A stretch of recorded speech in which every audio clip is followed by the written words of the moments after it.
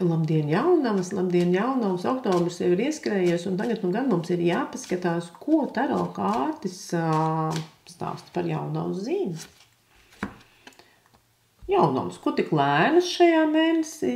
Jā, nu mēnesis saka, esiet lēnāks, uzmanīgāks, mierīgāks, jo mēnesis prasa tādu būšanu sevī, vairāk iekšēju darbību, vairāk domas, sajūtu uzlasīšanu, nekā miedarbošanos ar ārpasauli.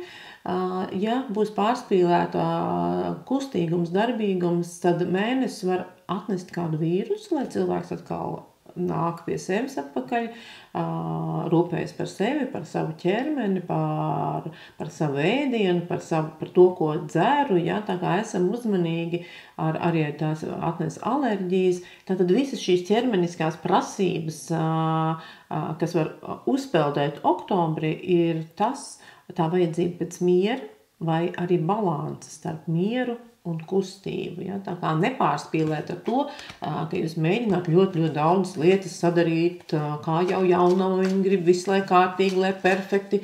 Nebūs šajā mēnesī iespēja salikt visu tik ļoti perfekti. Atcerieties par balansu. Jo, ja viss būtu perfekts, tad nebūtu gaišais un tumšais, tad nebūtu, tad nebūtu šīs pretmeti. Darbs, ko darbs?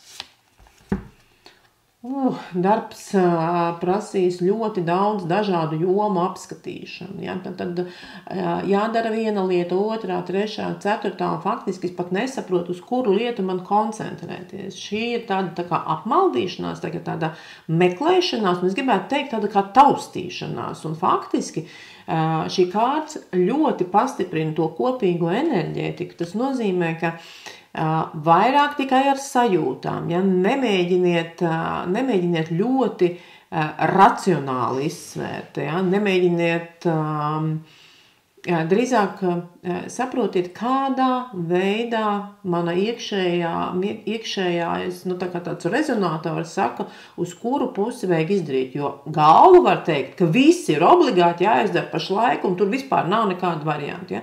Tādā gadījumā ieslēdziet to iekšējo sajūtu un paprasiet viņai, ko iekšējais saka, pie kā ķerties, ja? Tāda kā apmaldīšanās, pagām mētāšanās un ļoti daudz dažādu piedāvājumu, tā kā nevar pilnīgi izvēlēties, ja?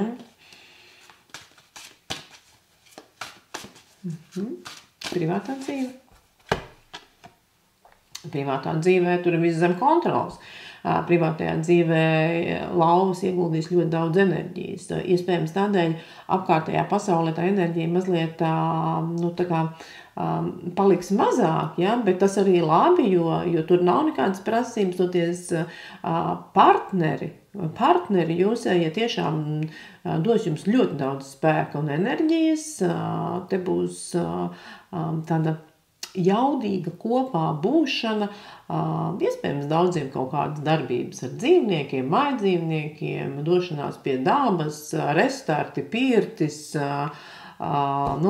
visas tās jaudīgās fiziskās arī un miesiskās prakses, kas arī, protams, intīmā dzīvē, ja, ar spēku šeit ir ļoti svarīga. Partnerībā jums tiešām iet labi. Kas jauns atnāks?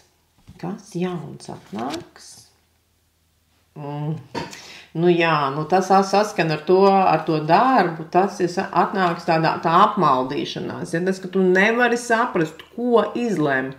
Tu tā kā nesaproti, kādā veidā es varu izlemt lietas, un paskatieties, ja, divi zobeni tradicionāli ir kārts, kas saka, es nesaprotu, es nevaru izlemt, es nevaru piedalīties, es pilnīgi esmu izslēgta no aprits, un te ir arī tāda brīnišķīga putniņa, kas dzied galvā, un tas arī man liekas sasaucas ar to, ko es iepriekš teicu, ja tu nevari ar prātu izlemt, mēģini izlemt ar tādu iekšēju sajūtu, kas ir vajadzīgs.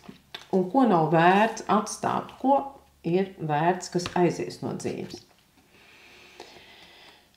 Jā, mīļās jaunavas, oktobrī jums būs mazliet jāpiebremzē. Jā, būs mazliet jāpiebremzē savās bezgalīgo iespēju meklējumos. nemeklējiet, jūs esat pa daudz jau esat paņēmuši ceļus, variantus, cilvēkus, iespējas, projektus. Es nezinu, ko par daudz, bet kaut kas ir paņemts par daudz. Jums ir tikai 2 rokas, jā, un jūs nevarat izdarīt vairāk. Man liekas, ka visas tās kārtas liecina par to, ka sašauriniet un koncentrējiet enerģiju. Ja? Sašauriniet un koncentrējiet. Nevar visu aptvert. Cik interesants būs oktobris jaunavā. Es tik ļoti labprāt uzzināšu, kā jums klājās nākamajā mēnesī. Uz tikšanos atkal.